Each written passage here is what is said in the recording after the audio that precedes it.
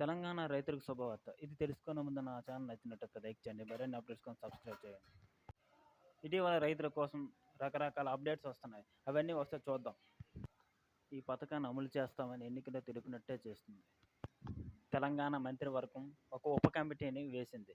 ఇది కొన్నిటిని చర్చించి ఇది ఒక దీని రైతులకు 5 ఎకరాలు లోపు ఉన్న రైతుకే ఈ రైతు భరోసా ఇవ్వాలని నిర్ణయించింది.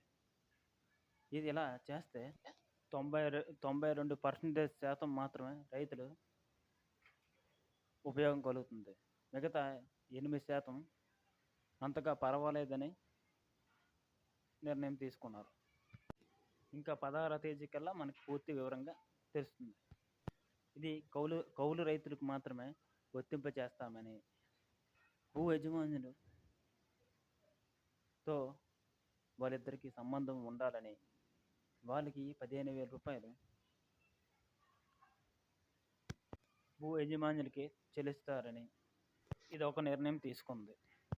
దీనితో పాటు గత ప్రభుత్వం రైతు బంధు కింద సాగులో లేని భూములకి 26,000 కోట్లు వృధా చేసిందని, ఈ ప్రభుత్వం అలా చేయకుండా సాగులో ఉన్న భూమికి మాత్రమే ఇది వర్తింప చేస్తుందని తెలియజేసింది.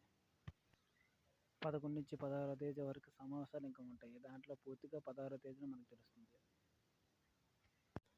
మీకు మా ఛానల్ నచ్చినట్లయితే లైక్ చేయండి. మరిన్ని అప్డేట్స్ కోసం సబ్స్క్రైబ్ చేయండి.